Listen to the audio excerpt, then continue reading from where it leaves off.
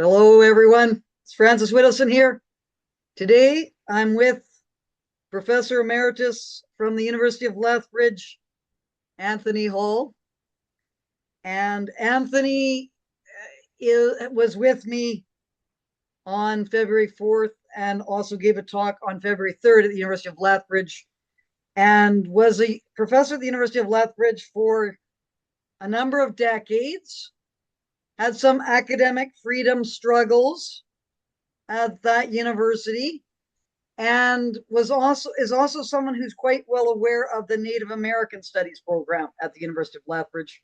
And so I think it would be a very good idea, and Anthony and I talked about this, to kind of discuss, I guess, the sequence of events that happened on February 3rd and February 4th, which kind of created the sort of the foundation for the ongoing types of problems at the University of Lethbridge. So thank you very much, Anthony, for joining me today for this interview.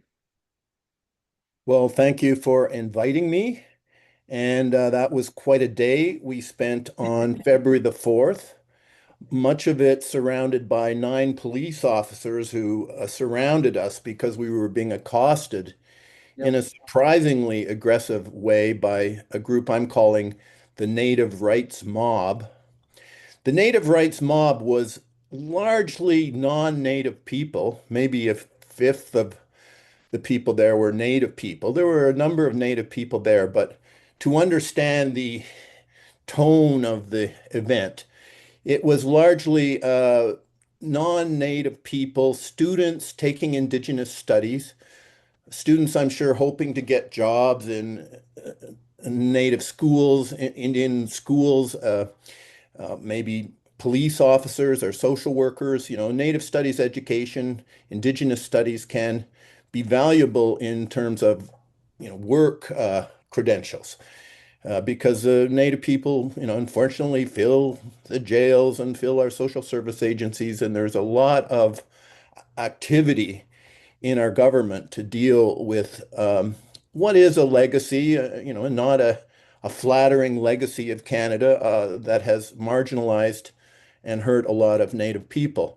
I will say that, not only was I involved with Native American studies, I was hired as associate professor in 1989. I was contacted by Leroy Littlebear, and I was in the Department of Native American Studies teaching courses. Uh, Sometimes Leroy actually lived with me, Leroy Littlebear. And, those were some very good years. And I did have good experiences in Native American studies. But there came a time where I was basically pushed out. The identity politics became severe. I was pushed out outside the rules of the university. And so there was quite a long settlement period, which I could go into. And I would say, I was stabbed in the back by Leroy himself and Russell Barsh and others in the department who were meeting privately off the record, outside the rules, with the intention of uh, causing me to be expelled from the department. I was invited to dinner by the University of Lethbridge president, then Howard Tennant, and delivered the news that this had been going on behind my back. So I continued in Native American studies for, let's say, 2, 3 years. Then I changed course and wrote 2 big books, which I was working on with the intention of creating the academic base for globalization studies. So they didn't have anything they could justify their efforts to get me out of the department. Um, and I wanted to continue as a professor at the University of Lethbridge. And that's volume 2 of the 2-volume set I wrote, The Yep. Bowl with One Spoon. It's published by McGill Queen's University Press. It's a tenured, reviewed academic volume, and it represents a great deal of work. Do you have the other volume there? You're gonna, No, this is the first. This is I don't the other one somewhere, but I don't. I just yeah. saw this one. I think that this is the page number. The This pages one, with the this one index. here has the more exotic cover, Okay. these being But Black it's Hawk helicopters, it's presumably. it's it's almost 1,000 pages. Well, it's much more than that with the two volumes, of course. And Yeah. anyways, it was an enormous project. It was the project in my 50s, Mm, and I wanted to write on a much broader scale than what was going on in Canada or North America or with the Western Hemisphere. This encounter between indigenous peoples and colonizers who want for, since 1492 till maybe the Second World War, the vast majority of this colonization of the majority of the planet was European empires, the British Empire, the mm. Spanish Empire, the Portuguese Empire, the Yeah, yeah, Belgian Empire, and the French Empire. The Turks had their own empire, the Ottoman Empire. But anyway, this has been my subject matter, my métier.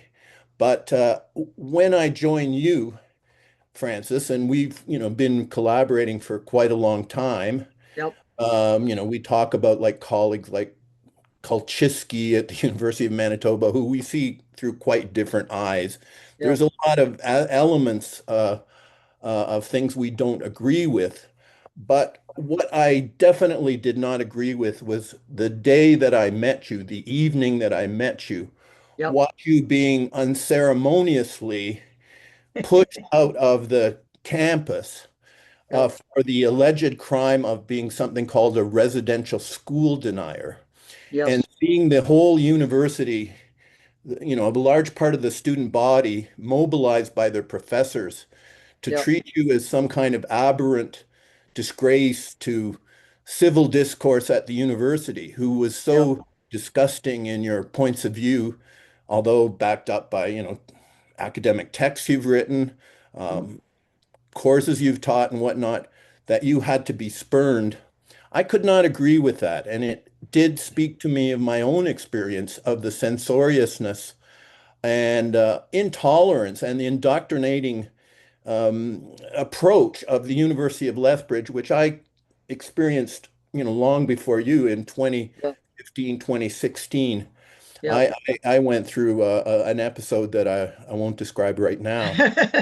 Yeah, we'll Um, save another one. But just so that people can keep track of the situation, is that this was February 1st, 2023, when my talk, I was supposed to give a talk that night in a room that evening.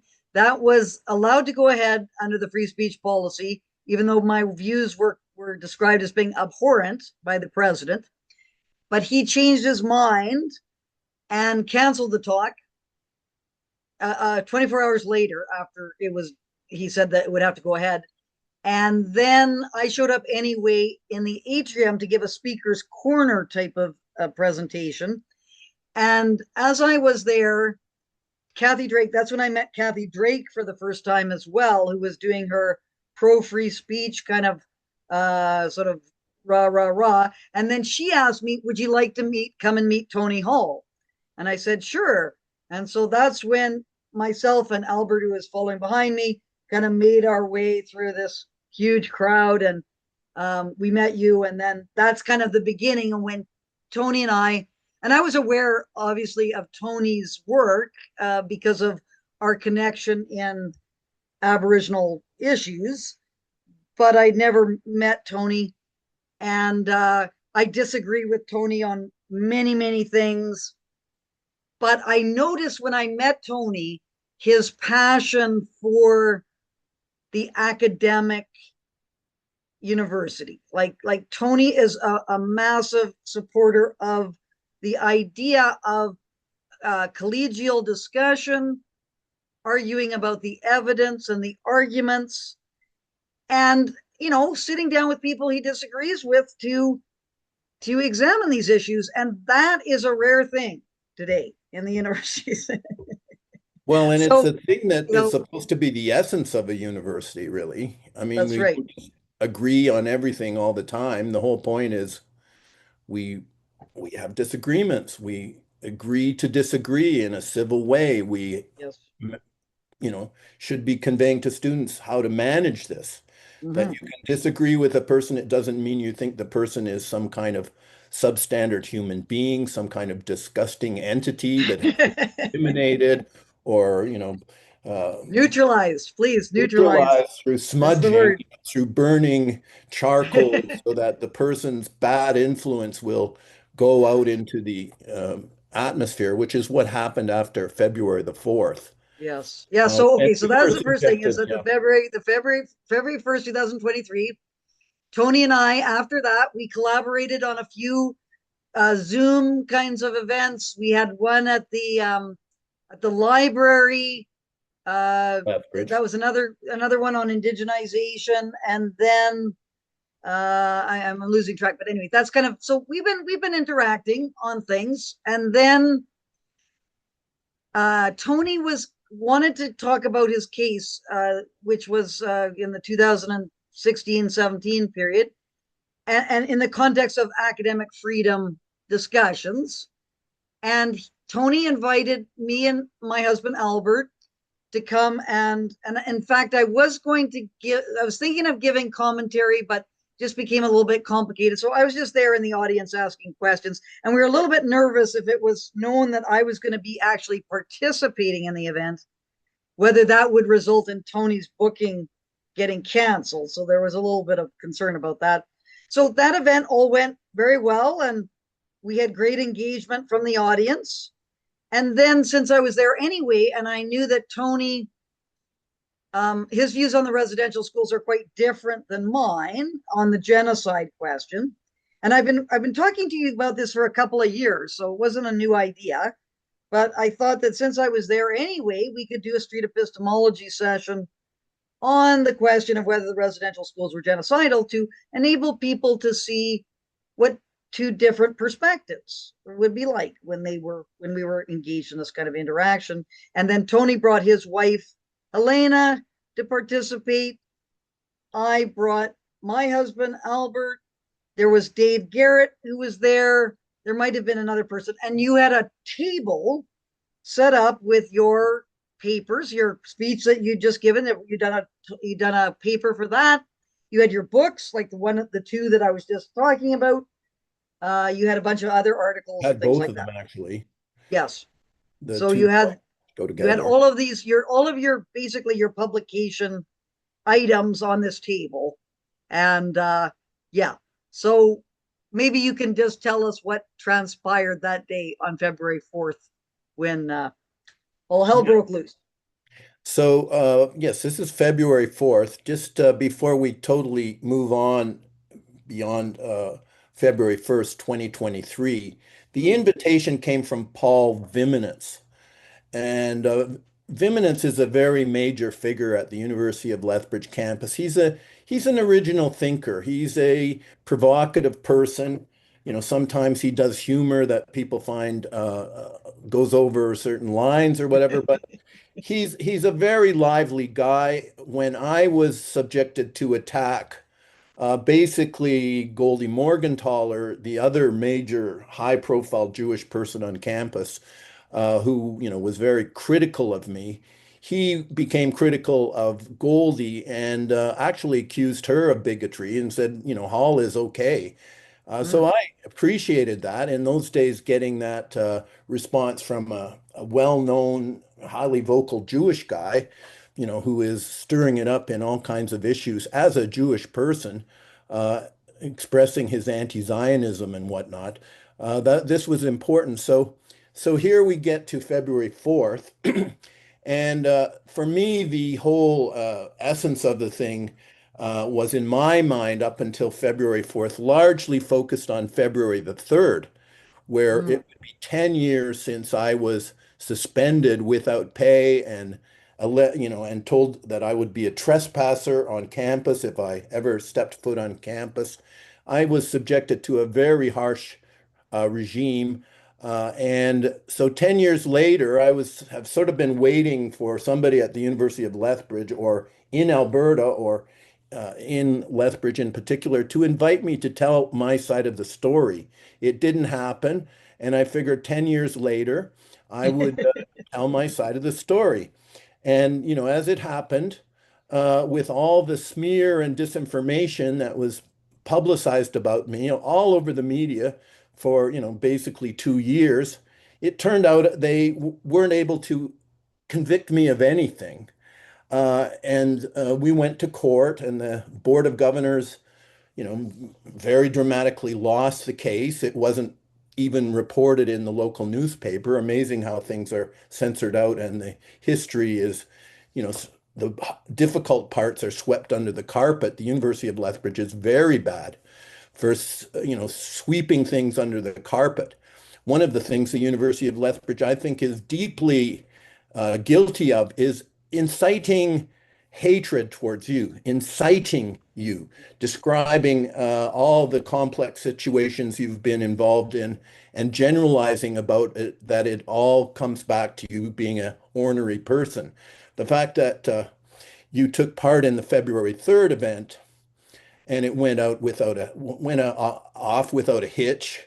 To read about you, you would think you just show up at academic events and start beating your chest and yelling at people just for the fun of it, which isn't the case at all. You're being censored usually. We're being told you can't talk about things like, were there mass graves in the Indian boarding schools? It would be polite, it would be disrespectful, it would hurt people's feelings if they heard this kind of thing.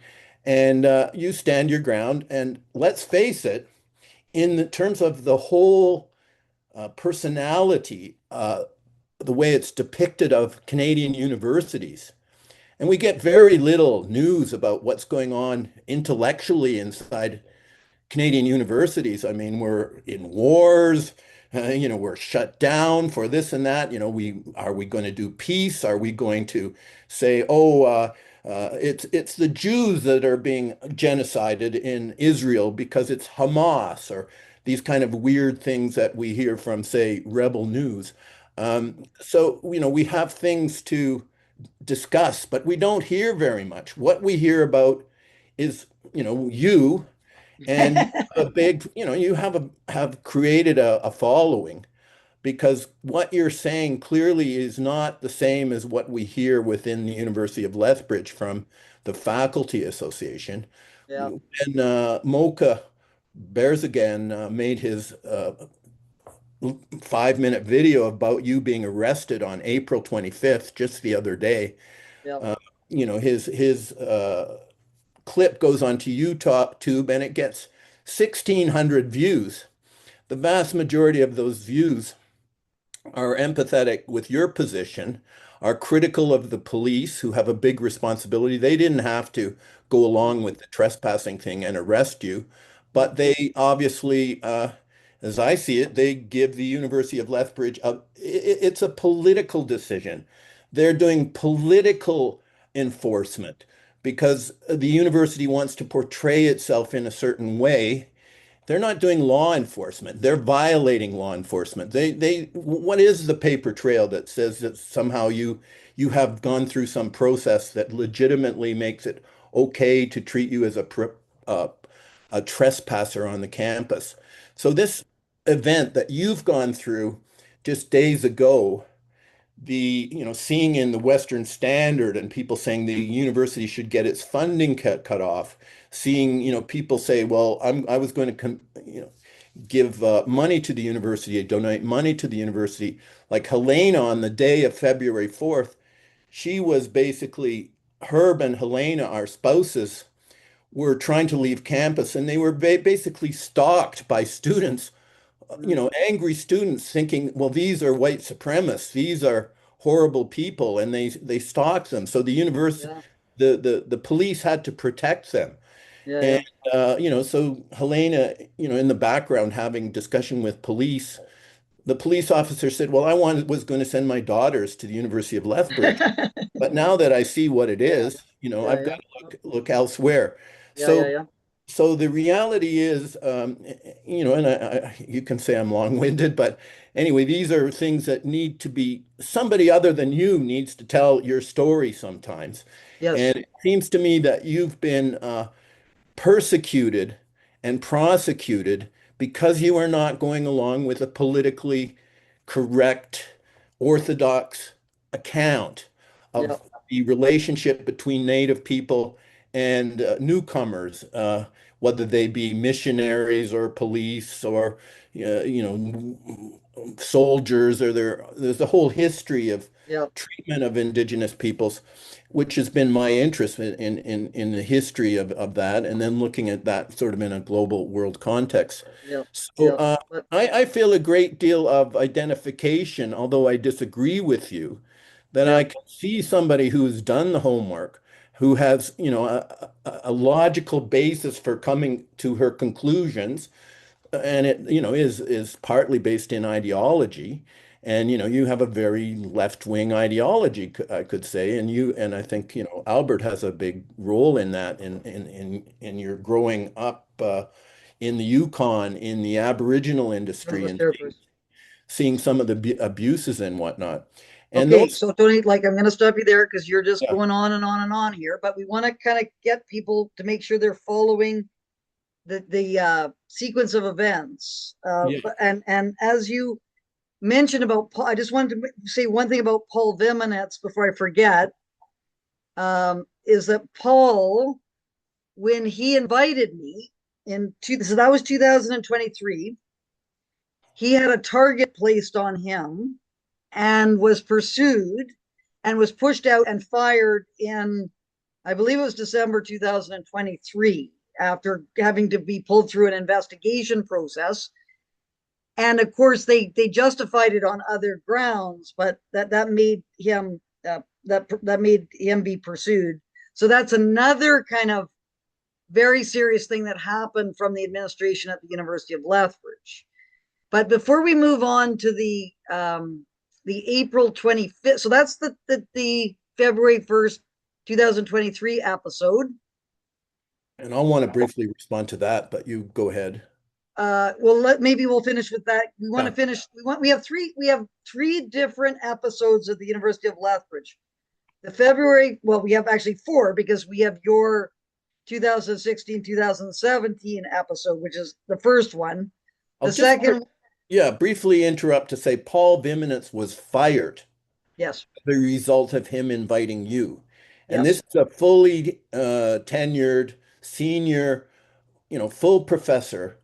And like this is part of the mess, like the wreckage left behind, because firing somebody like Paul, that there's a lot to that, and there is no real explanation for it, and it hasn't been really addressed in any way, and that one part of it alone is a huge indicator of the U of L is making a wreckage of its policies, yep, uh, of its reputation, and as a emeritus professor, I feel concerned about that. I want to see the University of Lethbridge improve its reputation, yes, uh, exactly. open itself up to actual debate and academic protocol and respect for, the diversity of opinions and how we go about disagreeing amicably and such.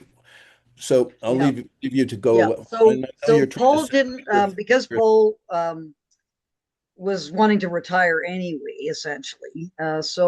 And he didn't want to go through any of the investigation kinds of processes.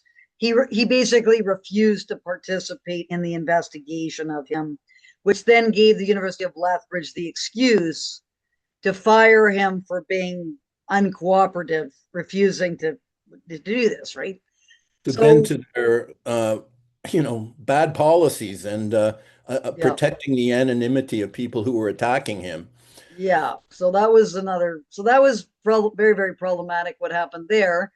Um, and then so we had those first two episodes, the 2016-2017 Tony Hall episode, the 2023 Widdowson cancellation and Viminetz cancellation, and then move forward to the February 3rd, February 4th, 2026 episode, which is the third one, which we want to just kind of go through, and then we have the final one, which was the April 24th, April 25th episode that just happened last week. So the subject now is the February 3rd, February 4th, the February 4th especially, because what happened is that Tony and I had kind of just planned a day of very collegial activities at the University of Lethbridge. And since Tony was a professor emeritus at the University of Lethbridge, he had And I am, standing. not in past tense. Sorry, you are a professor emeritus. You have standing at the university. It's not like you're a stranger who has no connection whatsoever. So the people are saying that I just kind of showed up for some kind of unscheduled event or something. Like it's kind of being made to sound as if I was just there to cause trouble or something like that, or like I was. Anyway, we arrived. So Tony and Dave and Helena were there with the table and all your stuff.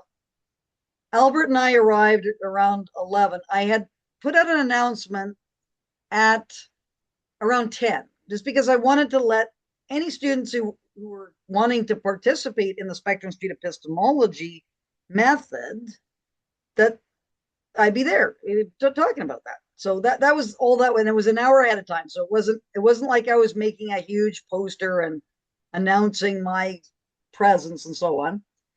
And then Tony and I, we hooked up, we found each other, and then we walked back to your table, and a student showed up about 20 minutes into our discussions and was interested in finding out about what this method was.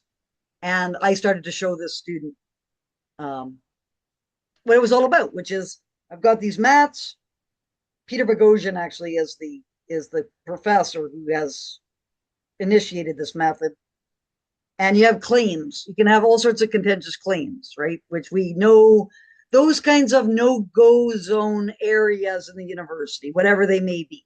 So this is a great tool to break down the self-censorship and censorship at universities, because you can just directly state whatever that claim is. So you mentioned a few kinds of contentious claims that we can think of about, the Israeli-Palestinian conflict. Was Hamas engaged in a genocidal action against the Jews on October 7th, or is genocide happening in Gaza? All these things, these are very contentious issues that if you just stated the claim and you got people to get on the mats, whether they strongly agreed or were neutral or whatever, and examined the evidence, it would be able to show people, students, faculty, members of the community, that a university is a place where you can look at those claims academically. You don't have to get completely emotional and start screaming at one another and calling people a whole bunch of names. You can try to figure out why a person holds that position. Like, what's the evidence and the arguments that they have to make that claim? And that day, on February 4th, the claim that was chosen was that the residential schools were genocidal, because Anthony thinks there's some evidence for that they are genocidal. I would be on the strongly disagree mat on that one. So I thought it was a fantastic exercise that we could explore that day. But we were not allowed to do that at the University of Lethbridge. We were prevented. We were intentionally prevented from discussing that claim at the University of Lethbridge that day. Yeah, so February 4th was just meant to be an average day at the University of Lethbridge. The place where you were expelled from, the atrium, which is the central sort of gathering point, and the atrium needs something like a speaker's corner or something. But so the idea that when you come to the University of Lethbridge and you're told you can't speak here and you can't speak there, but I can speak in the public area. And so if it had gone on as planned, there might have been 10 people, there might have been a few people who would have, shown some interest and taken part. Nobody was compelled. It's the free speech area of the university. Have your lunch, ignore us or not. And probably the vast majority would have ignored us.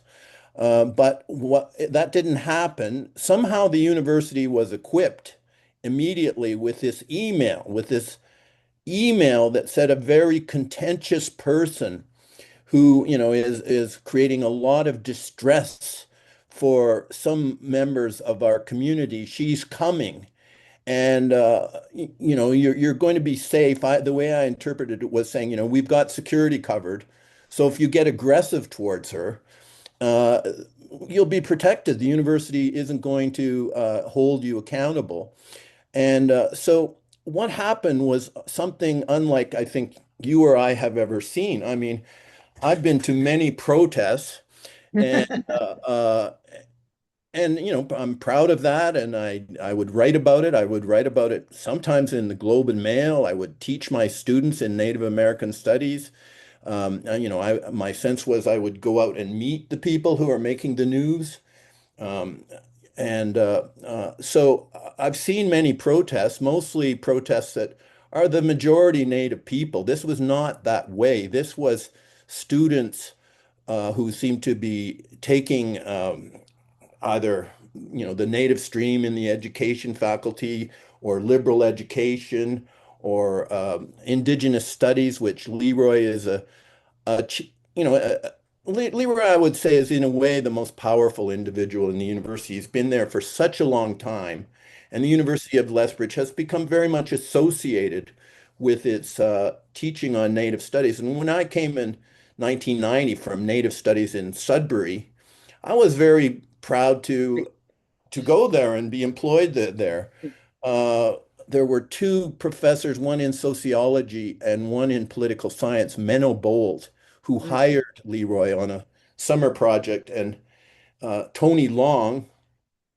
And so when I looked at Native American studies from the point of view of teaching Native studies in Lethbridge, in Sudbury, I mean, when I was teaching at Laurentian University, they had a very good publishing record, and they were adapting to the patriation of the Constitution in 1982 with a recognition that Aboriginal and treaty rights are hereby recognized and affirmed. And this became part of the supreme law of Canada. And so they had, worked right away on changing the discourse, which I appreciated. And Leroy, tended to get his name on many of the publications, but a lot of the work in the publications were done by Menno Bolt and Tony Long, who I think suggested me for the job available in the history area in the department. I arrived, I went, it was then a meritocracy. You had to give lectures, you had to be interviewed. Uh, I ran against somebody who was a Native woman. I got the job. So obviously, University of Lethbridge shows no sign of being a meritocracy right now. And as DEI, we need to get so many types of complexion in our faculty on linguistic abilities. I mean, I have to say, Leroy speaks his language very well, very adeptly. That is an important thing in, fulfilling his job responsibilities, but it takes a lot more than that. He presents himself as some kind of expert in science, the science of, Aboriginal tradition. And I think it's a worthwhile project, but he never really did the kind of larger work. We would talk about this, and he would acknowledge he never did a PhD. He never, he was hired early on, and then he would, get honorary PhDs. He claimed at one point he had an honorary PhD from Harvard, but I don't think that was true, and I pointed to that. He was working with Ovid Mercredi at the time. But he's Then not an academic at all. He doesn't even have a master's degree. He has a law degree. And they call it a doctor of law. This like basically a BA in law. They call it a Yeah, doctor. So yeah. suddenly everybody was calling themselves doctor. And Ovid Mercredi, who was uh, national chief of the Assembly of First Nation, there was sort of a star-studded cast. at the Yeah. University of Lethbridge. And, I basically got the position there when I started getting my articles published in the Globe and Mail. So Yeah. I was sort of becoming the mouthpiece Yeah. for this So Tony, power. just to ask you a question about that program because I don't know this offhand. Do you know when that program started at the University of Lethbridge? That's a good question. It's definitely in the 70s In the 70s. So it and is known even as the the early oldest 70s. program. What's that? It's known as the oldest Native American studies program in North America. No, that's not true. It No? is the oldest uh, Native studies or Native American studies, as we called it at the U of L, uh, in Western Canada. But Okay. in Eastern Canada, there's Trent University. And I Okay. was very involved with Native studies in Trent University. And my Okay. PhD is in history. But Okay. by getting involved, and that's where I met, Peter Kulczycki came in there as the young guy. Yeah. And so I was kind of his mentor at one point. And I Oh, think yeah. Peter Kulczycki is like communist, as you are. And, he Yeah, seems but to he is a like, bad actor. He's a serious bad actor. Oh my well, God. I notice he accuses you like as No, a but he did a piece communist. on me that you would not believe. The hit job that he did on me was an embarrassment, was a Yeah, complete embarrassment. Like, like this is at the time, I can't remember the date of that, but it was in Canadian Dimension. And I yeah, still, when I read that, and it was before this became the norm, this kind of, mm, with the Sean Carltons and the Egon Sinclairs, like they're just pure hit job kind of stuff. They don't even attempt to try to understand the arguments.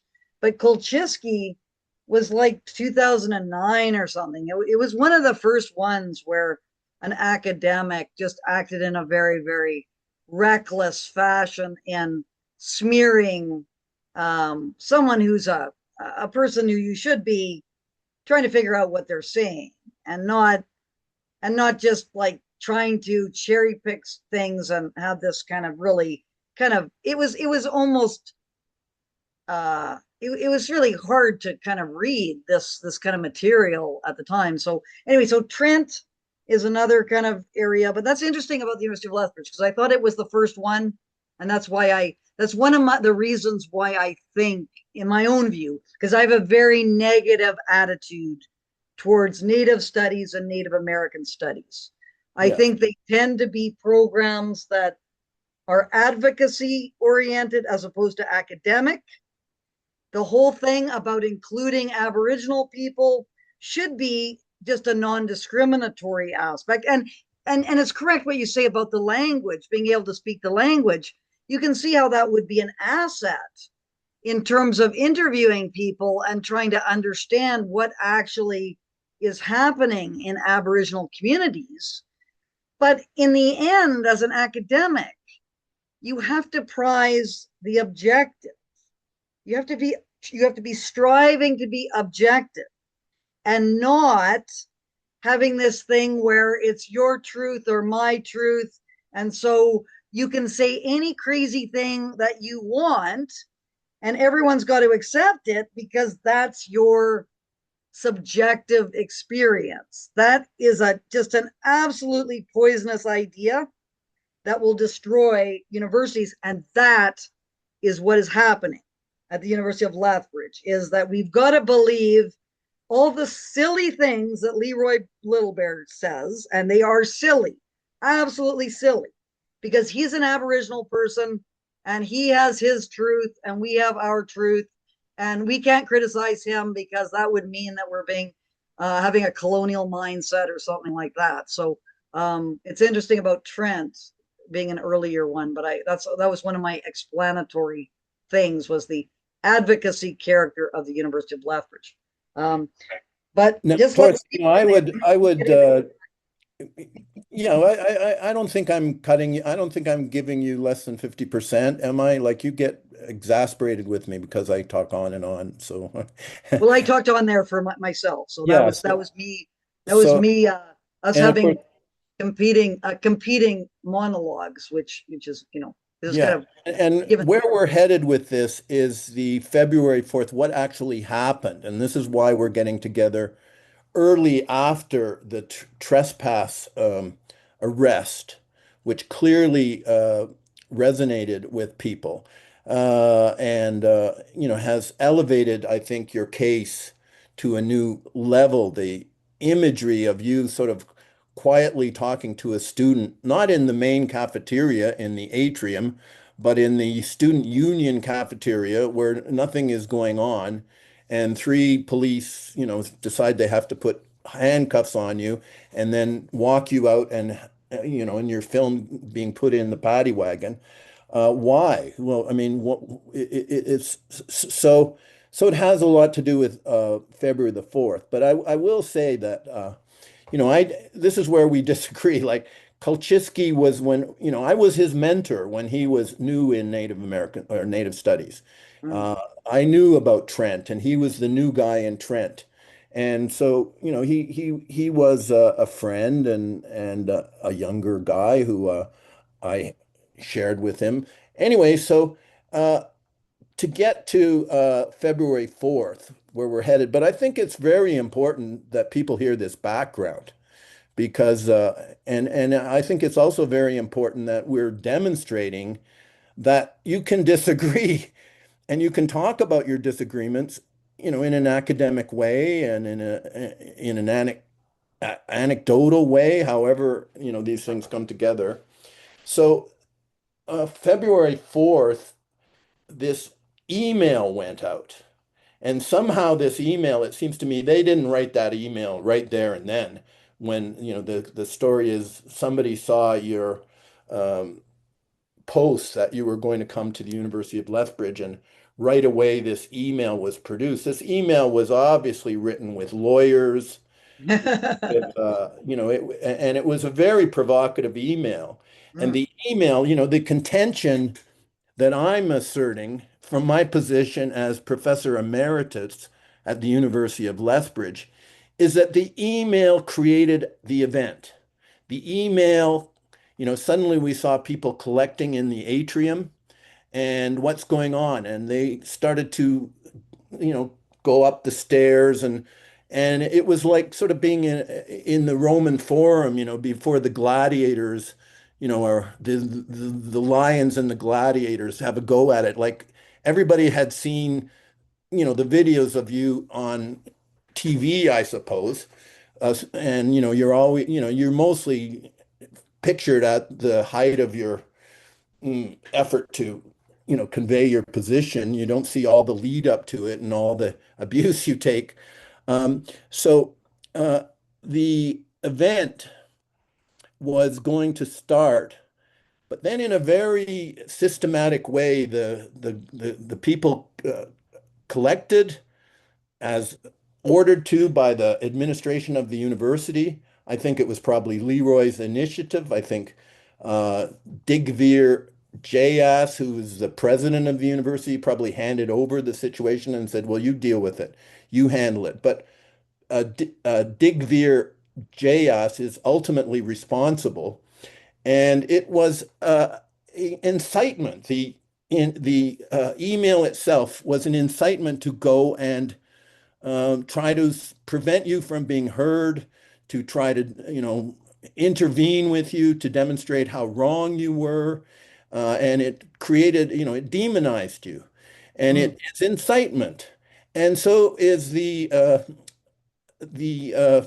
trespass case against you and the way it's described by the university. That is incitement. There is Mm. a scheme, and part of what you argue is there is a very insidious element of the Aboriginal industry Mm. which benefits, professional people and middle class people and well-to-do people and not uh, people on the streets and urban centers and whatnot. And that also exists within the University of Lethbridge, which has this reputation as the sort of Indian center in higher education. And so you have accused the University of Lethbridge and other elements of what you call the Aboriginal industry of being corrupt, of not helping but harming the native cause and whatnot. So you're being punished because you disagree with the agenda and you're vocal about it. And people want to shut you up. mm, and they're going to a great deal of trouble to shut you up. And yeah, this is where, we need to get organized. Like, it's one thing to view this video and write a comment on it or whatnot, but to get organized and realize that this assault on universities to transform them into indoctrination centers mm, and give up the idea that these are places where open debate can happen on the very crucial issues of our time. We can't allow that to happen, and that's what's at issue here. So we can talk about the residential yeah, schools and mass yeah, graves and whatnot, but there is a much bigger mm, aspect of this, and the fact that the only game in town when it comes to talking about universities and what happens at universities is all about in and around what you're doing. mm, You're keeping the system alive that we actually have universities, mm, because they're not contributing hardly anything of merit or value to the major controversies and crises and catastrophes that we're living through, all sort of merging. yeah, And so on the February 4th, there was a very adept intervention by a person who was very talented. I think you could not disagree that the person who came in with a hand drum mm, sang song after song after song and danced as she was singing the songs and was obviously, very good shape, was a very good dancer, was a very good singer, was a very good drummer. And she kind of stole not stole it, she actually won it, the attention of the crowd. And so after she went on for maybe 40 minutes or so, the idea that, the crowd, the way they'd been socialized, were going to let you get up to a microphone and say anything, an obvious white lady with all these talented Indian, this one in particular showing her stuff. There was no way you were going to get an audience, but mm, people then decided to come up to you, as they always do, and lecture you mm, because you become a symbol for them of the unfeeling, uncaring majority population, who who don't understand the difficult experience of history in Canada between Indigenous peoples and newcomers, and this is all over the world. And it's in Australia. It's all over the world that there has been this difficulty of incoming populations who want the land and want rich, want to do well. And mm, how do they deal with the indigenous population in a country like India or, lots of yeah, Asia? It was a small group that came in, but in yeah, Canada, United States, Britain, Australia, there was yeah, a big population, New Zealand okay, coming in and very okay, quickly transforming Indian people to a tiny minority in their own land. And mm, that's a tough experience. So this particular, well, I'll leave it. I've been going on for a long time, but I do want to say my point of view on February 1st, 4th, especially the picture that keeps coming up of me on the ground, sitting on the ground, putting on my shoes. but can One, we just hold, can we just bookmark that? Well, because we have yeah, still have to get through. I'm saying I've gone on for a long time, so Yeah, I'm yeah. But that's going give to it be over to you. that's going to be so okay. So in terms of this this drummer that came, so I think that we are. I don't. It's an interesting point you make about that email. How and we didn't get any production. Like we tried to get. We put freedom of information. We didn't really get a good sense of where that how that came to pass. That And email. there's no name attached, and we still have no name, and Yeah. So so there's that's no a kind of an open accountability. as an open question as to how that happened. I don't know how quickly emails like this can be written if they really just decide we got to put out an email. I'm not sure if they were expecting me of coming to campus at some point. I'm not sure if because you had your talk, they were suspecting that I was going to be there, and then that was getting them thinking about this ahead of time. So that's kind of interesting. As that, and I believe either we're avoiding talking about things on the through email, because they know that it could be for, because we got production for 2023, which was very damning about the university and the professors. And there wasn't very much this time around. So maybe they were just talking on the phone and not talking through the email, or maybe they hid their emails. I don't know what happened.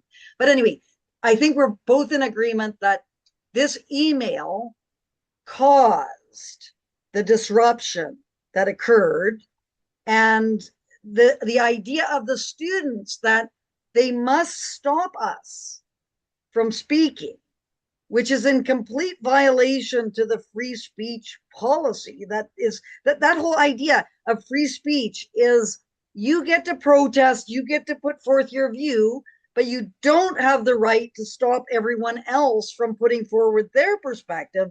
And that's exactly what all these students did.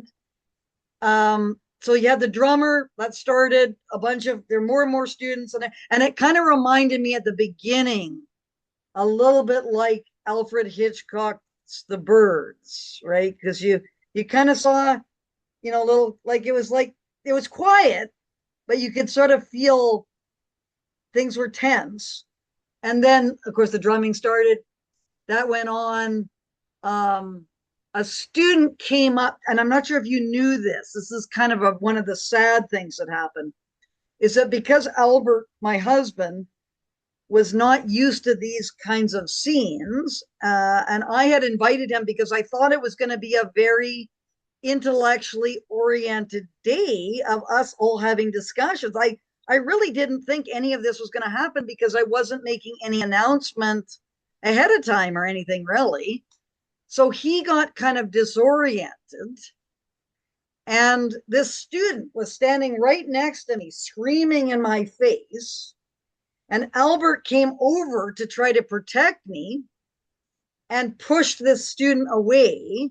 And the student fell on the ground. So that kind of I think, had a little bit to do with everyone getting kind of upset as well. And that was unfortunate because Albert didn't intend anything there. He just was trying to protect me and thought the student was really close and was kind of being threatening in how they were acting. And if I just I'm used to it. I'm totally used to that kind of behavior. So I don't really react to it. I just let them scream at me. And anyway, so that was a kind of, I think, a factor. And then more and more students started to come in. They started getting these very abusive signs that they had developed. They started stealing my street epistemology mats. Then the percussion instruments. And they actually, if you look at pictures, they've got stands for things. They've got instruments. Like they were taking those from the music department. So that was done with the complicity of the administration. And The, then, the bass drum was 10 feet long and yeah, 6 feet high. yeah, Like these were unusual instruments. yeah. And so that's really an inappropriate use of university resources, which was egged on by the faculty, I assume. At some point, the police started to kind of figure out things were getting a bit unruly, and so they all started to arrive. And then they asked me at some point if I would come and sit at the table with you and Helena. And so I did, because I was happy to do that. And that's when things really started to get unhinged, was when that happened, because you had all your papers, all your materials, all your publications and everything on this table. And the students, the way they destroyed all your, they just Personal threw them all over papers the place. and That was tore them up. unbelievable. Can I take it over? Yeah. Yes, So, uh, yeah, as I say, I never saw anything like it. There was a meanness, yes. a kind of ruthless effort to think that we were subhumans and should be hurt and Mm, should be injured and mm, should be humiliated and should be talked about in, tremendously like the gutter talk and, the people putting their middle finger at you and, uh, depicting what you should be. Now, from my point of view, they didn't know me from Adam. And, it was sort of surprising to me that it's not that long ago that I was in Native American studies and, created a major legacy, I have to say, of publications, of interviews, of government reports, and that kind of thing. The students seemed to have no understanding of the background to anything. And I never heard students debate anything. And they seem to think that, they would do a chant like, get the fuck out, get the fuck out, and they're, holding up, holding up a display like, get off campus, you cunt. A Yeah. guy saying, your mama a whore, completely, low down gutter talk with Yep. no evidence that there's some sort of a thoughtful, process taking place where, wouldn't they have disagreements among themselves? Wouldn't they be having discussions among themselves? So I did talk with one student in particular and went and talked to him at length. His mother eventually wrote from and intervened, and he was shocked. And a Mm. lot of people were shocked. And the vibe I picked up from the students who were shocked is they're afraid to ask questions in class. They think they'll get a bad mark.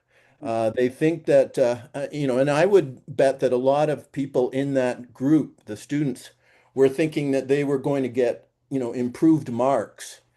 We're dealing with a DEI situation. People don't get these jobs through meritocracy like used to be the case. So after talking, and staying away from this central area where this cacophony of sound and everything, I wanted to just stay away with it and, just go back 100 feet from the event and talk with people about what was going on. But eventually I said I better go and check up on, what's going on. And so when we came in, there was one table in the atrium. So I put my pack sack down and put my coat there and then I guess in the early stages of it I was sitting there sort of making no bones about the fact, yeah, I know Francis, we're associates, and but anyway, I went to sit down there and immediately started getting battered with commentary, with insults. And I didn't know these people. They didn't know who I was. I felt that by that point, you had been, for hours, been sort of accosted by people, and maybe you were exhausted. So I just sort of determined that, well, I'm going to just sit here and see what happens. And so immediately, it, became a bad scene. They had the Truth and Reconciliation report on the table. And I found very personal papers like Owen Holmes's essays about my case and about the ruthlessness he saw in my case and the lack of competence of. He's a founder of the University of Lethbridge, a senior figure. You've read some of his commentary, and it doesn't make the university look very good. And this is coming from a senior administrator and experienced person in, Yep. the politics of academic freedom in Alberta. So there were those papers, and they were literally torn up, Yeah, they were. They were torn up. and it was vandalized. Now, my two books were in the pack sack, and they were okay, so I grabbed those, Mm. and uh, and then eventually you came around, but by this time. There was, part of this meanness. For instance, we had a couple of chairs, and I would, stand up to stretch or whatever. And as I'm sitting down, they pull the chair out from underneath me. So I go smashing down on Yep. the floor. Yep. Yep. And then it's a great joke. It's like, Yeah. Yeah. Yeah. That's just hey, so. we got one. We want, we're Yeah. hurting them. Yeah. Yeah. Yeah. Yeah. Yeah. And eventually the other chair went, and then I'm down on the floor. So people start pouring water on the floor. So Yep. I'll be sitting in a puddle.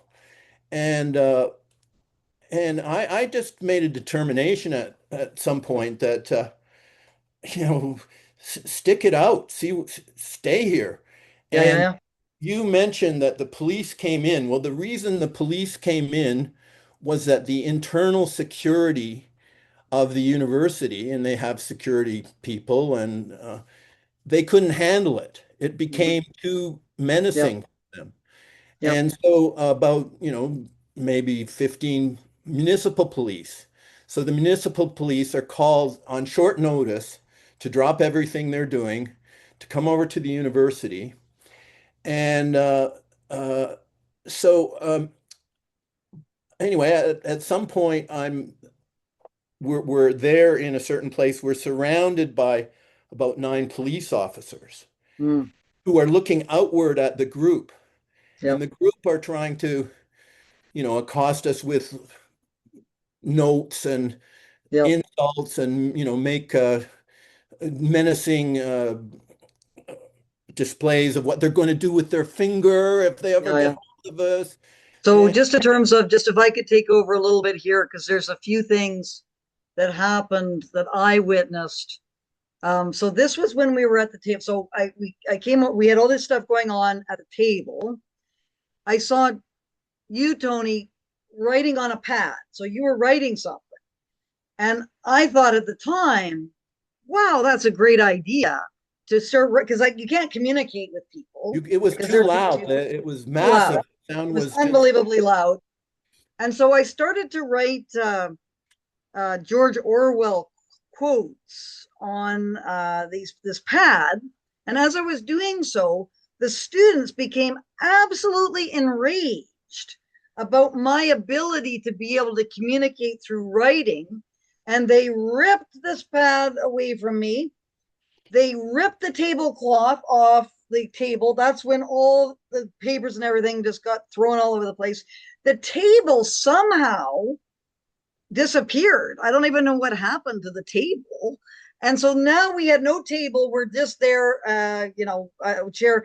And Albert, at some point, because Albert was getting a really hard time from, he was pushed at one point by this woman and that he pushed had. right on, like onto me. And he was very, very upset because he wanted me to leave. Like this was kind of a big battle that we were having, me and Albert, because Albert was saying you should leave, and that's not. I will not do that. Like I do not leave.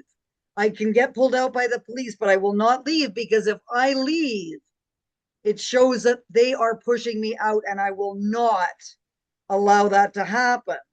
And so this was all going on, this stuff.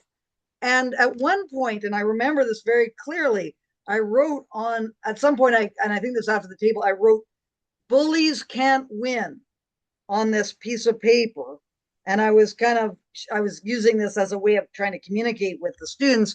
And at some point, I remember you taking that piece of paper and you showed it to me and you put it in your pocket. And that's when you and I developed this resolve that we were going to stay there until we could get these students to calm down, however long it would take to do it, whether it's hours, days, weeks. We're staying there until they learn how to behave and we can talk to them. That was kind of in my mindset at that time. And so that was kind of a really good moment when we were just we were going to hunker down there. And fortunately, Albert and Helena decided that they would leave. It wasn't fortunate in the sense that they all got attacked by this mob that followed them all over the place. But that was kind of the moment when I thought we could maybe actually have make some headway here. But unfortunately, the police weren't going to do that. That would have been hours that they would have to spend. So they pulled me out and left you by yourself. Yeah. So there I was on the floor, and then Helena wanted to leave, and Albert wanted to leave, but they were followed like prey, Yeah. like some kind of criminal people that should be hurt. Because and Helena would say, "Yeah, people spit in my face." I think you told me that this often happens to you, that people spit in your face. Yeah. So they were somehow escorted, and police had to try to protect them from assault by people who just assumed we were white supremacists, and well, wait a minute. We get attacked by the gender diversity campaign committee of the faculty association by Patrick Wilson. Hey, Patrick, I never saw you at these roadblocks and constitutional conferences and legal cases. Suddenly he's appointing himself as the ultimate arbiter and of who is a liar and who is a white supremacist. And so all of this is what we're just discovering like now as it comes out. But in any case, at one point the police moved in around the four of us, and I've described it before, and it was very clear that their assignment was to protect us from being accosted. And, I was on the floor in the puddle and whatnot. And then people would get down on the floor and try to blow their horn in my ear and, put disgusting messages in front of me. The note sharing started when, there seemed like a reasonable student who was really interested in it. And she was looking at the Truth and Reconciliation reports, and I noticed that it's published by McGill Queen's University Press. So I showed her one of my books and said, well, I'm published by McGill Queen's University Press, and so are you, for that fact. And McGill Queen's University Press is adventurous and has a major commitment to publishing important things about Native people. And she wrote a note like, why can't we just talk? Can't we just go and talk? And I said, well, yeah, I'd like to go and talk, but your mob is overwhelming us. We can't even hear each other. Yeah. And um, so, so, uh, so for quite a while, this went on, and people found different ways to sort of assault us. One little person, tiny little, like an adult person, but very small and quite young, goes beside my ear and goes, and then, you see the satisfaction as they see that Yeah. you're being hurt, Yeah. and Yeah. and then you match looks with anybody, and suddenly they're looking back, and they're Yeah. Yeah. Yeah. I know. and Yeah. it just sort of I came to put my jacket over my head Yeah. Yeah. because Yeah. the visual I know. It was very disturbing. were that bad. But if I could just say something too, which is important. Um, so when Albert was being pushed, I was trying to say that because he wouldn't leave, he wanted to protect me. And I'm going, look, you don't need to protect me. I've got 9 police officers here. So you should go home. Just go, like, this is not a good scene here. This is terrible, but I'm going to stay here. I'm staying here with Tony. We're going to stay here. Anyway, so at some point I was standing because this is another thing that happens is that the men are assaulted physically in these things, but women are not. Because it's just going too far to. Although people were saying in other contexts at UBC I was being assaulted, but it was the men who were getting it much more than me. In Winnipeg, my cameraman feared for his life. That's how bad it was, and I had a drink poured on my head. Like that was the difference of the whole thing. But when I was standing there, kind of protecting Albert to make sure he was not going to get assaulted, because I wasn't going to get assaulted. These 2 people behind me, and you can see footage of it, had 2 large drums, and they were banging on these drums as hard as they could because they were trying to damage my hearing. And when I told the police officer to get them to move back so that they wouldn't be right behind me in my eardrums, he said, if you touch them, I'll charge you with assault. This is what this police, and I know the name of that police officer as well. So the police officers, although they were doing their job in the sense, they were not doing anything about the assaults, the property damage, all these things that happened. And to hear we got production on Michelle Helsky, the provost, who congratulated the police for managing a peaceful, law abiding protest when that was not law abiding or peaceful in any way. And for her to say that, she should resign. She is an absolute embarrassment and a person who is not telling the truth at all about what has happened. And that's why the government is kind of being misled to some extent. So there was kind of this really, really serious, and some students held up on their cell phones, "We hope your ears bleed." I have photographs of those cell phones. So it wasn't just an accident as to what they were doing. They were intentionally trying to harm us, which I think everyone should be very upset about that happening. But we don't have that at all. We have no recognition of the lawlessness, the maliciousness, the vindictiveness, and the meanness that was happening just constantly for hours on end. And Leroy Little Bear conducted a ceremony about 5 days later Mm. where he But talk about your congratulated. situation, Tony. Talk about when you were pushed out before we get into that. Yeah. What happened to you when I Yeah. left? When I Anyway, left. he said the students did a fantastic job. Yeah. And this seems to be the view. And then there's the view that they had free expression. We didn't have free expression. I didn't couldn't say a word in there. There was no equity of expression. They said that they allowed you to be there for 6 hours because they're so fair. And no, that's not how it worked out at all. So the being on the floor, and then as soon as Helena and Herb Albert. left, then they approached you and grabbed you. The police approached you, and Yep. it does seem to me that I do recall hearing the word trespass Oh yeah. Okay. being thrown at you at that point. Okay. And then I guess you have an approach where you're not going to voluntarily be led out. You're going to force them to pull you out. So that's what I saw happen. And then, I was just struck by, okay, well, I was alone then, and I stayed there, and the mob moved in on me.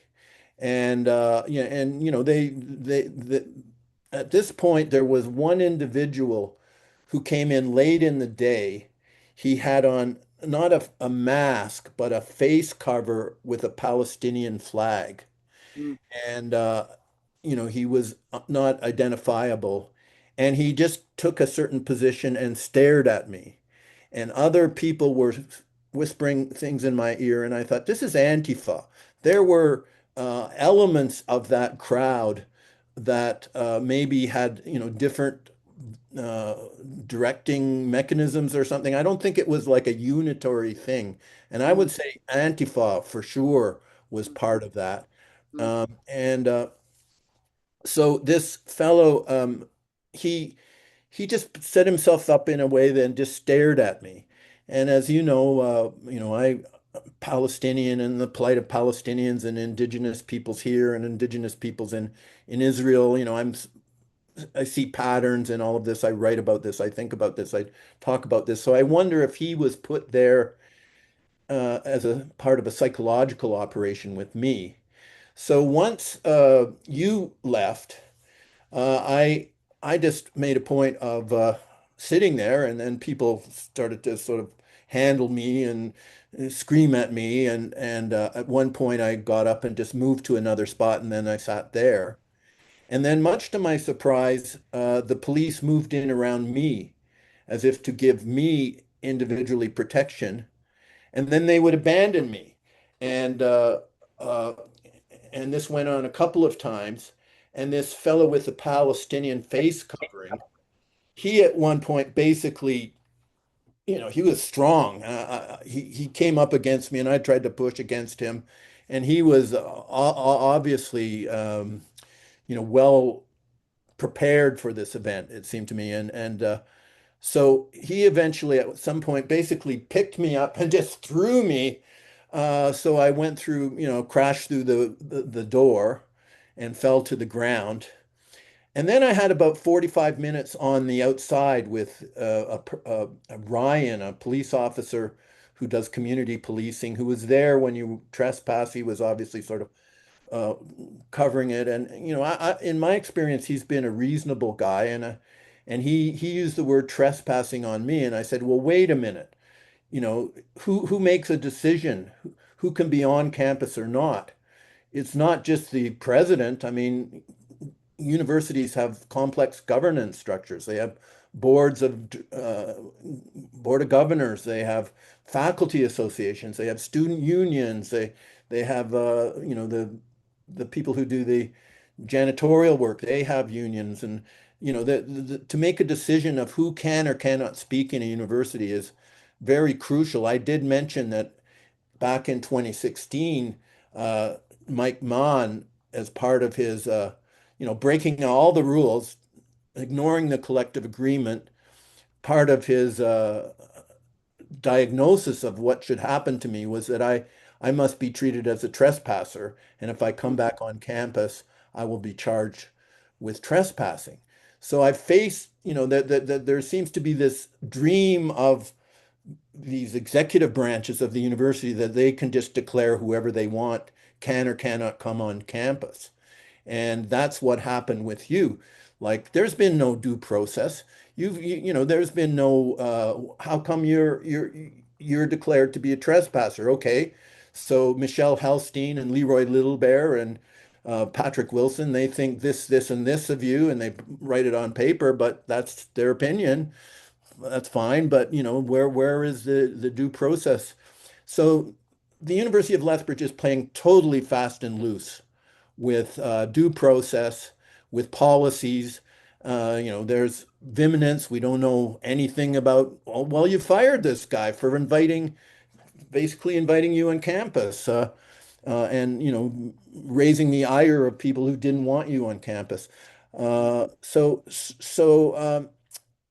I just noticed that there is a picture of me trying to put on my shoes, sitting on the floor, Yeah. and I'm surrounded by people, and there's no context given to it. By this point, the chairs have been taken, the table has been taken, you know, clearly the idea is get the fuck out, which is, they kept saying this. And, Yeah. I felt for one, well, I'm not visiting here. I'm professor emeritus here. Yes, That's ma'am. a lifelong appointment. I know. I can be here. What have I done? I haven't Yeah, you're made any standing. You're talk. standing. Uh, so so so anyway, that's how it ended. And then one thing I was able to negotiate when I walked up the hill towards my car, I explained, if I would just walk up the hill, I'm going to be harassed by dozens of students who are going to be high-fiving each other, Yeah. thinking, oh, we won. Look, he's being forced to leave. So I left voluntarily, Mm. but I was faced with that word trespasser too. I saw you later that night and talked to you about, well, do you have anything about you being a trespasser? Like, they were calling you a trespasser, I believe. But then when they basically hooked you up with with Albert, and hooked me up with Helena right on campus there. And I Yeah. thought that was good work on the policing work on their part. And so Hmm. we went over to Paul Viminitz's and had a really, nice discussion and let off a lot of Yeah. tension. Very Yeah. Yeah. tense. Yeah. So in terms of and this of course was a very chaotic time, but my impression when I was taken out of there was that they were doing this for my own safety, and that was certainly how they kind of approached me when I was in the police wagon. They got Albert, they found Albert, they reunited me with Albert Yep. Yeah. in the police thing. But it's possible that they said that, and I just interpreted it in terms of my own confirmation bias kind of processes. Um, but Albert was very disturbed by what had happened. Like, this was the other thing that was very, very upsetting for me, is that I've been at several universities now where this, not as bad as this, but similar kinds of things are going on, because everyone's being encouraged by the administration and the faculty to act this way. Like, the students are being encouraged to act this way, and there's no messaging coming from anyone, which is telling the students that this is an academic area and these are issues that you can hold a opposing position on. Like you, and the university shouldn't be taking a political position on this anyway. And just to give Coercive one, political position. Coercive, yeah, because they're uh, using coercion to yeah, impose it. yeah, but they like indigenization at the University of Lethbridge is the residential schools were genocidal. The unmarked, and this is what Native Americans or Indigenous Studies program put this out. No one's saying, hey, this is we're not taking a position as a university on this. We're neutral. It's up to professors and students and the people to discuss and figure this out, like that kind of thing. At UBC, when I was there in January 22nd for another kind of similar mob scene, they had covered the entire building of the Indian Residential Schools History and Dialogue Center in orange shirts and slogans, political slogans. So this, of course, fomented the hostility that this mob was feeling towards me and justified their aggression. Like this is kind of what's going on. But this is the same thing at the University of Lethbridge in terms of they're taking a political position on it. And the result of this is that the students feel justified in pushing out the position that is critical of that, what would be called in the academic freedom parlance, a prescribed doctrine. So the prescribed doctrine is the residential schools are genocidal. And if you oppose that, you're gonna have serious trouble at the University of Lethbridge and other institutions. But Albert, when I was reunited with Albert in the police paddy wagon, Albert was just incensed, largely at me, because he thought that I should have left, that it was really irresponsible of me not to have left. And I was trying to explain to him that I'm not going to do that. I'm not leaving. I'm not. It's the police and everyone has to take on the actual problem here, which is not us. We are not the problem. The problem is this whole climate that has been created by the administration. And I'll just bring up the other player in this, which is probably the biggest problem, which is the University of Lethbridge Faculty Association, ULFA. And ULFA is going to be coming up again shortly when we talk about the things that happened after that. So the police, when they took me back in Albert, so I'm dealing with Albert's yelling at me as we're going back and I just had to, we had 6 hours of unbelievable cacophony and so on. And I was at the end of my tether because here I am, I just gone through this incredibly stressful kind of thing. And of course, Albert had been through an even more stressful thing because he wasn't used to it.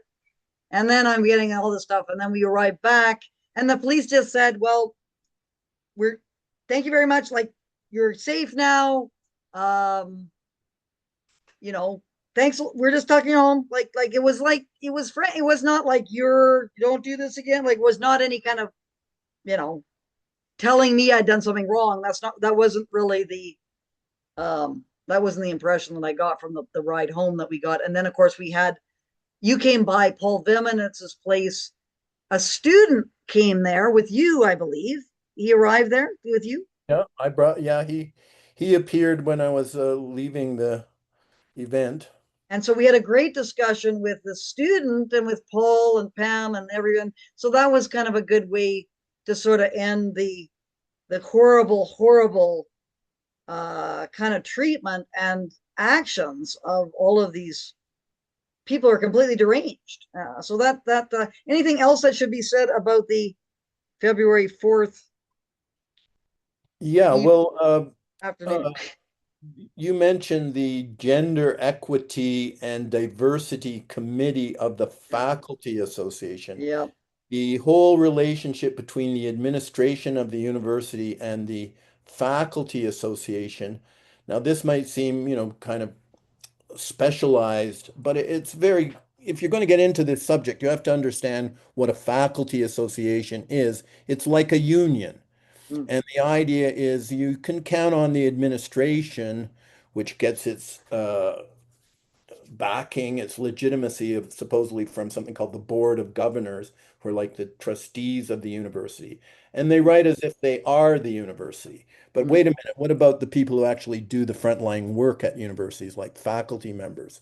yeah. So generally speaking, like when I was in difficulty in 2016, 2017, the Faculty Association took my side. Actually, the Canadian Association of University Teachers, as well as the U of L Faculty Association, took my side and threatened the university administration with censorship. It was acting so outrageously outside the rules. So I haven't had the same experience you're attacked by your faculty association at the Mount Royal University and now at the University of Lethbridge. And the faculty association, the role should be that the faculty association is scrutinizing and evaluating and assessing the treatment of the faculty by the university administration. And if a faculty member is in difficulty, they'll take the side of the faculty member and such. But in the University of Lethbridge situation, I noticed this with Jessica Copley, Mm, who is an English professor, a young English professor. And she sent out a letter that wasn't supposed to get to me, but it somehow did get to me. And it was directed at people who agreed with the stand that she felt the students and faculty were taking against white supremacists. And it's I guess you've been called that. I haven't actually been called that. This is the mm, first time. But mm, just see this assumption and the sort of lack of academic rigor to say, well, he's with Francis, therefore he must agree with everything. He's just kind of a clone of her. mhm, I found that objectionable. But in any case, Copley, she writes a letter and she addresses it to Leroy Littlebear, to Digvir Jayas, the president of the university, and to Michelle Helstein, who are the top officials. They're probably among the highest paid officials in the whole school. yeah. Uh, and well, wait a minute. Like this is your idea of a very revolutionary movement. You're reaching out to the people in the establishment who are being rewarded highly to sort of enforce uh, you know, the establishment's position. But no, in this case, she's writing as if the university administration isn't woke enough, Mm, that should be, more woke.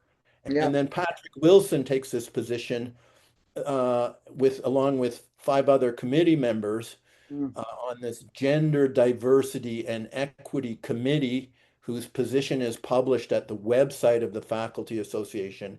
And he declares the two of us to be liars, to be purposely conducting disinformation and seeking to abuse people on purpose.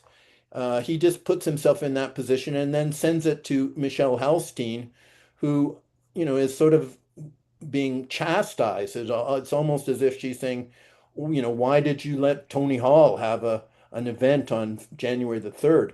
Well, I mm, paid for it. I booked it. I went through, I went to a lot of trouble to follow the rules and go by the book to do that. So this strange concoction that has developed at the University of Lethbridge, where the faculty are outdoing the faculty members association are outdoing the university administration.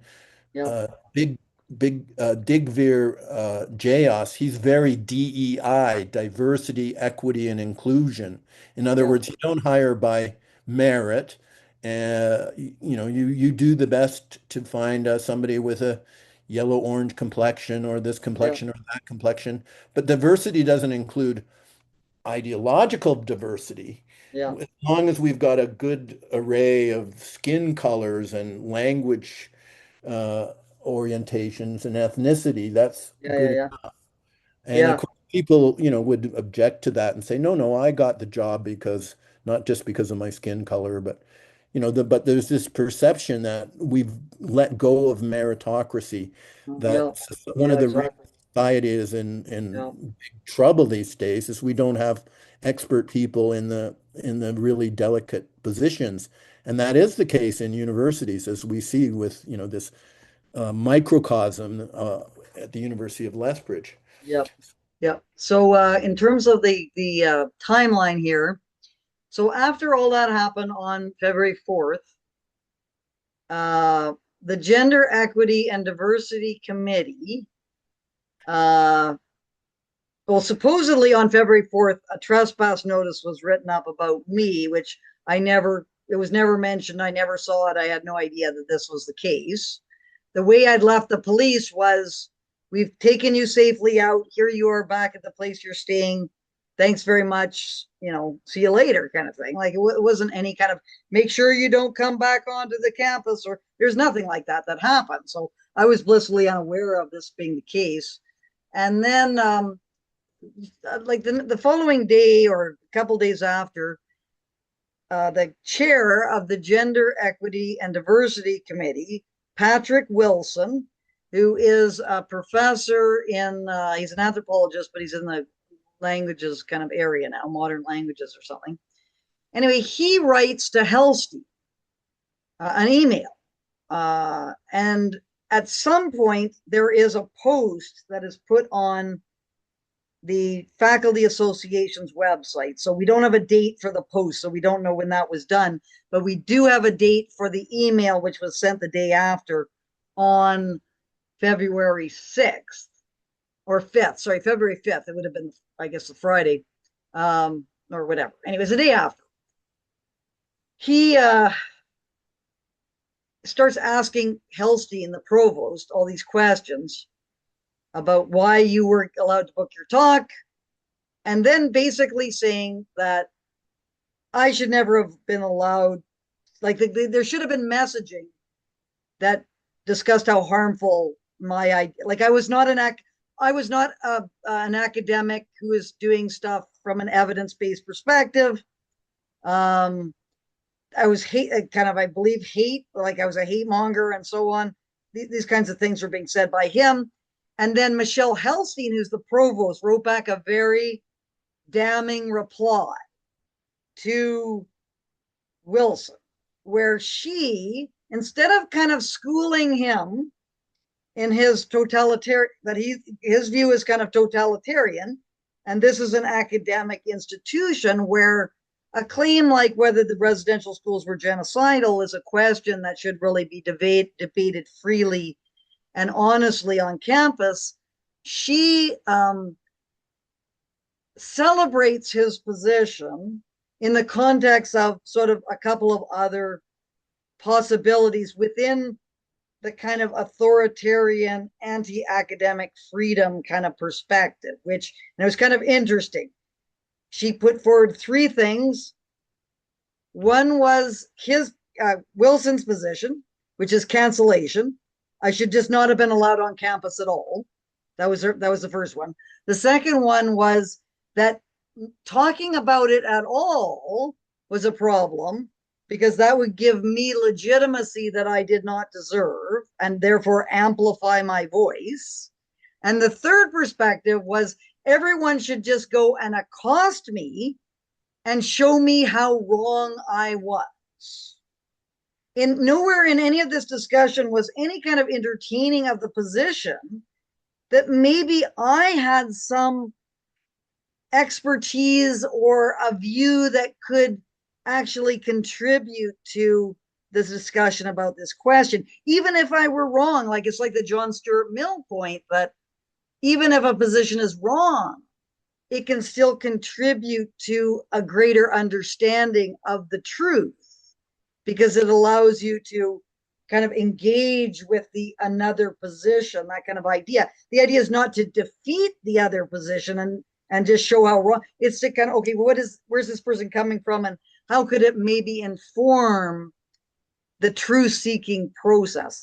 So that was amazing what Hellstein said. And then Wilson replied, and this was one of the worst things that he said, which is that he basically said he was really proud of how the students had acted that day.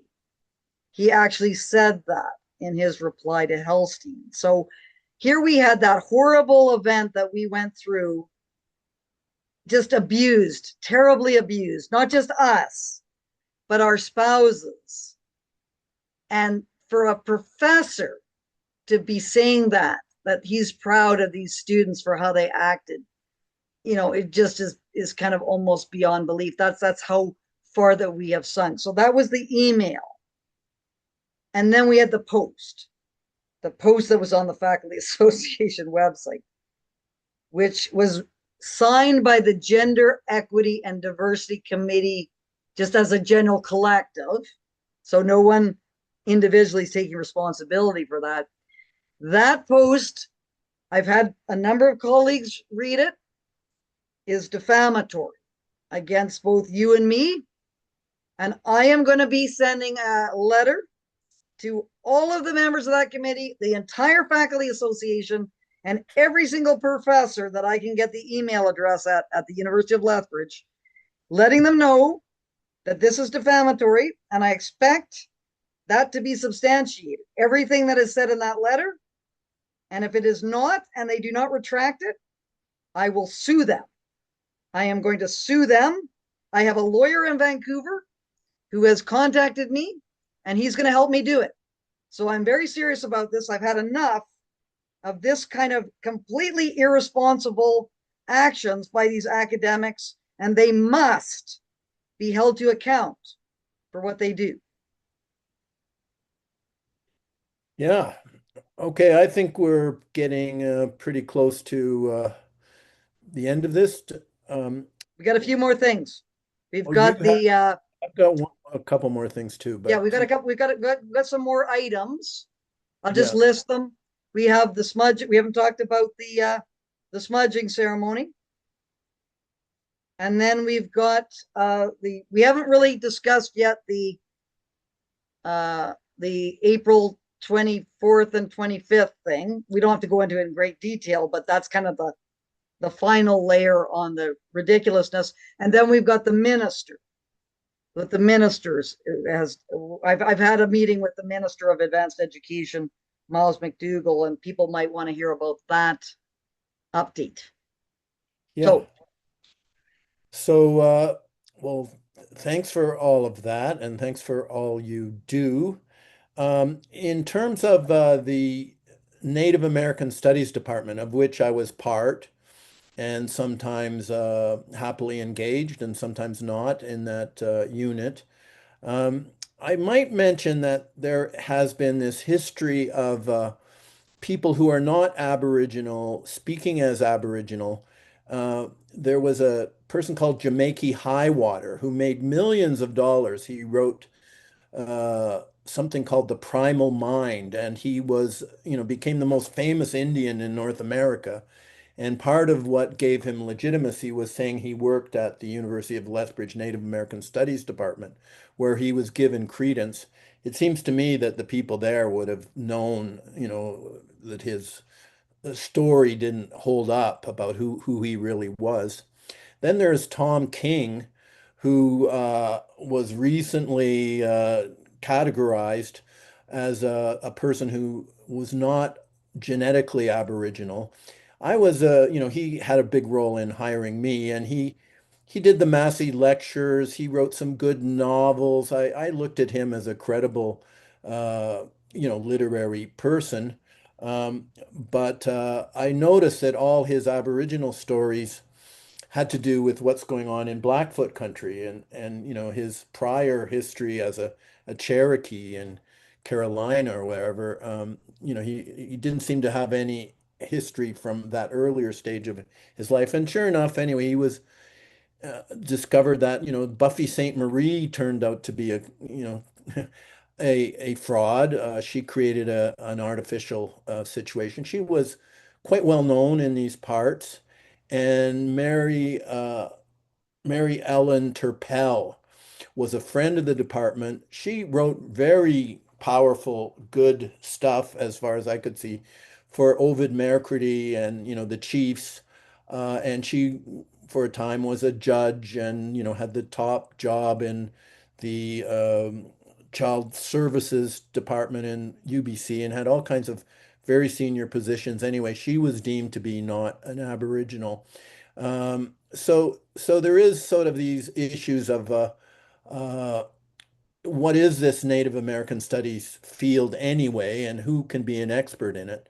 Well, one thing, Leroy is definitely from here. He's definitely Blackfoot. He does, I have learned things from him over the years. He used to live with me while he was courting his current wife, and he wanted to be in Calgary for much of the time, but when he was in Lethbridge, he stayed with me.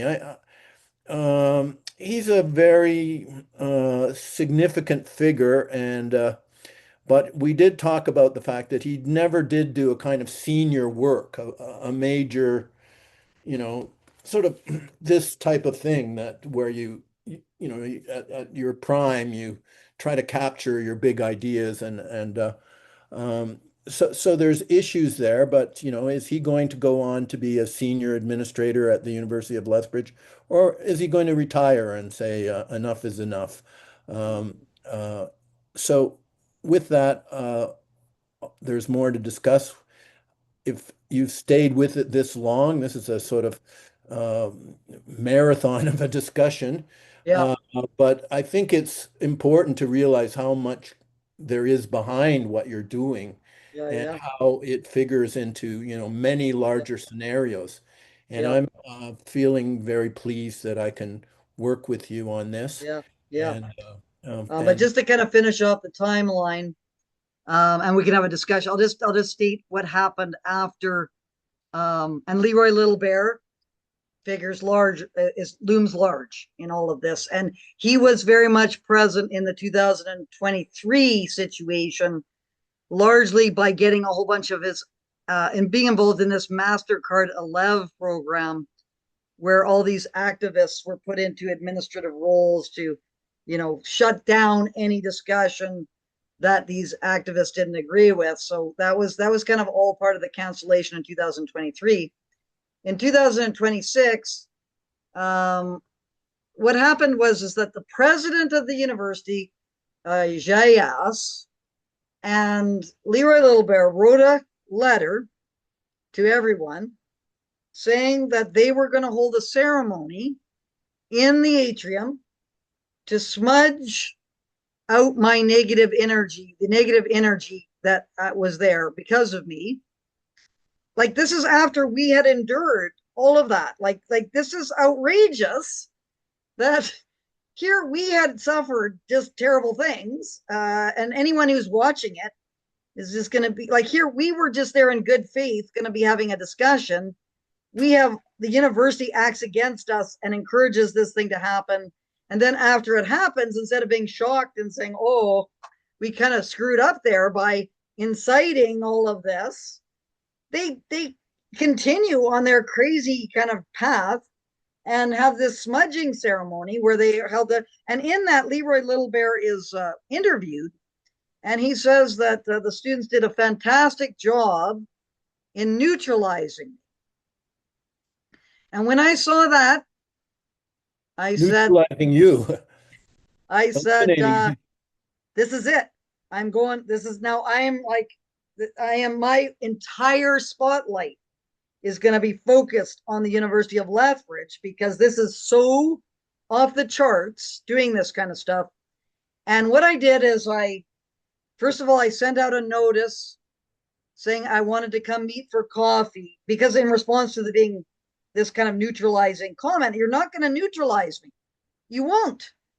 You saying you want to neutralize me, that makes me even more determined to go and do things. So I said, I'll do the most low key thing that I can do, which is go in for coffee, like just see if students want to have coffee with me and then meet them for coffee. No one can object to that. I'm not even got space that I'm taking up in the atrium or anything. I'm just taking a seat in a coffee shop discussing whatever students want to talk to me about. So that was the first thing. The second thing is that to mock the administrators who had done this, I smudged my street epistemology mats, which I got new ones because my old ones have been stolen, which evidently are in the lost and found at the University of Lethbridge, which they never told me about. They know they're mine, but they're not telling me about them, because then they have to admit that they had been stolen. So I have my mats that Peter Boghossian, new ones that Peter Boghossian had sent me, and I had the box of them.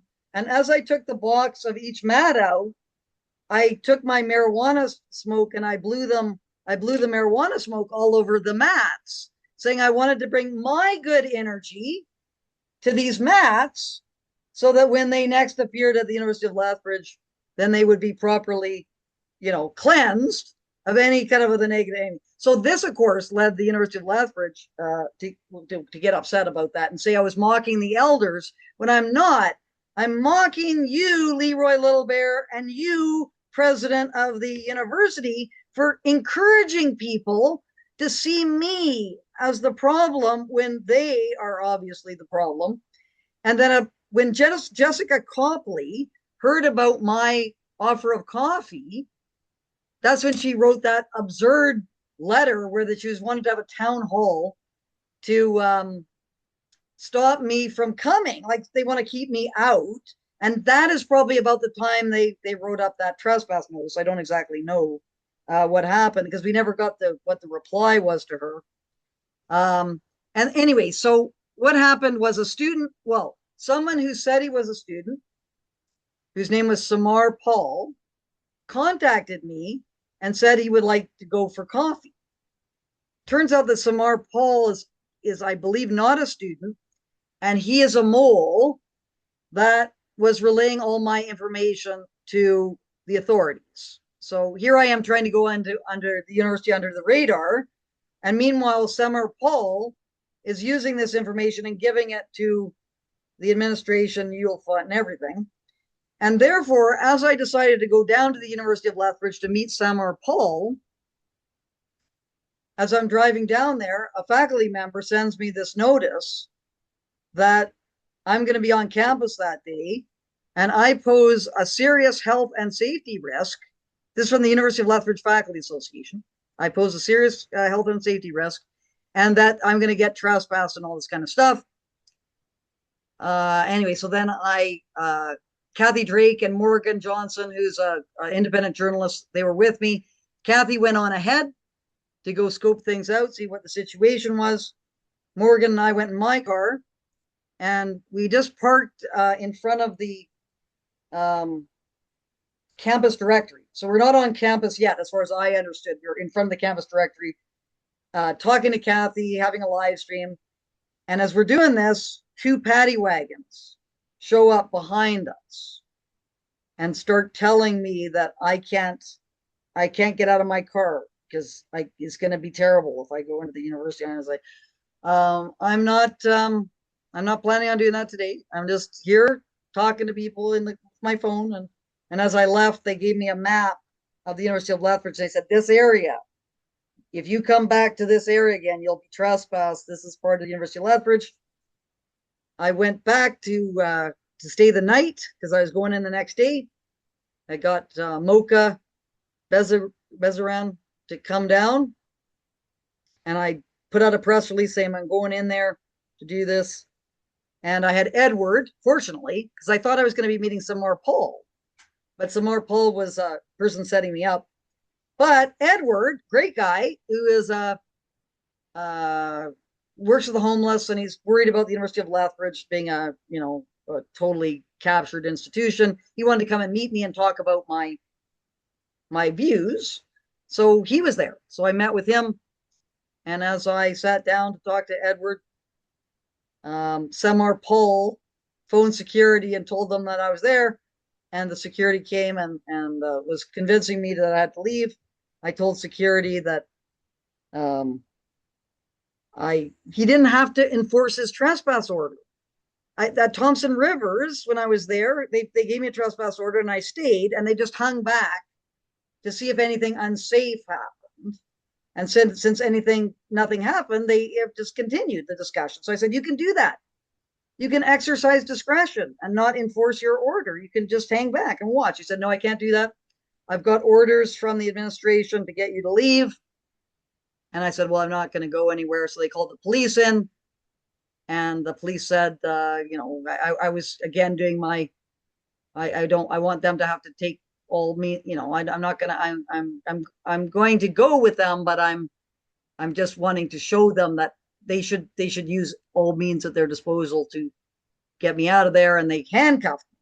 It was the first time I've been handcuffed. I was kind of surprised about that. And then I was put into the paddy wagon in handcuffs and driven to my car. And so that is, I believe, the last official thing from the University of Lethbridge that we. Oh, and the minister. So that's the final thing I want to just mention is with all the uproar. So when people saw me having coffee with Edward, doing nothing, and being put in handcuffs into the paddy wagon, that's when everyone got really upset. The people who are defending that say that there was a trespass order in place and I violated it. So what can you expect? But the whole point I think we've been trying to say throughout is that was an illegitimate trespass order that was issued by the university. No one who was behaving in an absolutely outrageous way got any negative response from the university. Instead, they turned their sights on us, the people who were actually doing what we should be doing at the university. So that trespass order is completely illegitimate. That should never have been issued. And therefore, my being pulled out of the coffee place for having a discussion with a member of the public is also illegitimate. And what the university has to do is it has to hold the event that was going to be held on February 1st with myself. And since you've been badly defamed, with you, with Aaron Pete, who's already agreed to do it, and that Gender Equity and Diversity Committee, we need a representative from them to be on it. We also need a representative from the administration to be on this panel. And there's also the Graduate Students Association. They've been involved in ridiculous things too. I can't remember what her name is, but she's put out a ridiculous notice too. So she should be supporting her views too on this panel. And I took that proposal to the Minister of Education, Advanced Education. I think it was yesterday. It was either yesterday or the day before, and said that is the bare minimum that I will accept in terms of restoring free speech at universities. And I am going to hold the government to account for this. And Brett Wilson has offered $100,000 to the university to hold this event. And so therefore, that will be a win-win for the university. They can get $100,000 for whatever they want to do, and they can restore their university to an academic institution whereby whether or not the residential schools were genocidal can be examined by you, me, Aaron Pete, and whoever's going to represent the administration and the faculty association. There you go. The police, to my way of thinking, in charging you with trespassing, what they were doing was a political enforcement. The university wants to smear you. Just 2 weeks ago, you were in court suing the university for violating charter rights. So you, in a sense, are talking about the criminal nature of the university's treatment of you. That's your allegation. But this response by doing a political enforcement, that's as opposed to legal enforcement, because the whole source of the trespass claim against you, where it came from, who did it, who made it? Did you ever get any due process? How was it determined that you're a trespasser? Um, so the police has given up its claim to be a law enforcement agency and seems to be advancing a political agenda of the administration and faculty association of the University of Lethbridge. Hmm. And so that, the police didn't have to. I mean, they can be ordered by the University of Lethbridge to do something, but they're the police. Hmm. Uh, they're not subject to, and then that is kind of an awkward thing in all of this. That people assume universities are at the very height of authority, and then the person at the height of authority, the president of the university, must have a high capacity in when it comes to deciding what is legal or not. But in this Hmm. case, no, it's not credible what they're doing, and they've managed to sort of demonstrate, the last 10 years when I was sort of waiting to be invited to give my side of the story by the university where I am to this day professor emeritus. If I was so bad, how come I'm professor emeritus these days? Hmm. And how do you explain that, Michelle Helstein? And Hmm. Yeah. incidentally, she is prominent at the end of my essay in my Substack, Dr. Widdowson, trespasser or liberator? Question Hmm. mark. And it's kind Yep. of an overview. And I I haven't seen many people going from the over 1,000 people who saw your video yesterday to that essay. But anyway, I write stuff and I write It's in stuff the in. link. It's in the link of that of my YouTube video. Yeah. The link is there. So yeah, so that's important. Tony's written a number of things on the University of Lethbridge case, of the various things about the University of Lethbridge that people should check out. I'll actually look up all those and put them in the description again. The one thing, just to say a final thing about the police, something that occurred to me a day or so ago is the University of Lethbridge, by issuing that trespass order against me, was engaged in perhaps mischief. So they were engaged in mischief by getting the police to come and do that, because that trespass order is obviously illegitimate, because they are trying to, when they instigated everything themselves, the disruption. So it was all due to them. They caused it. And then in their trespass order, they justify the trespass order by saying that I was the one who was engaged in disruption. So the university intentionally misled the police with their trespass order. And what one thing I do regret about um, April 26th or 5th or whenever that Saturday was, is I should have appealed to the police. I should have tried to have a discussion with the police. At the time, I didn't really realize that the police have that kind of discretion. My view was kind of like a lot of views I'm hearing now, which is the police have to enforce the trespass order. They're obliged to, and that's not true. The police have discretion as to whether they want to enforce that or not. And if I'd explained to them about the illegitimacy of the trespass order, I might have convinced them not to arrest me. I would have had a chance at it anyway. And it would have been on film, me talking to the police about what had happened with the University of Lethbridge. It would have been more part of the public record of that day than now after the fact, when I'm kind of thinking about these things more. So that's a bit of an unfortunate situation. Well, here is our public record for a lot of things. Uh, Mm-hmm. we're pretty close to the events. We're eyewitness to these Yep. events. I never saw Patrick Wilson there. I never saw Leroy Little Bear there. I never saw Michelle Helstein there. Maybe Yep. they were somewhere on the edges of things, but how do they know so much about what did or did not happen? Like we were there, uh, experiencing at the very core. Like there was hundreds of people just surrounding us, Yeah. just somehow so revved up to see these are evil people, these are white supremacists, these people have to be banished, have to be hurt, have their eardrums hurt. Anyway, it's enough said for now. Yes. Yeah, We've been thank 2 hours. So we got the 2 hour mark. yeah.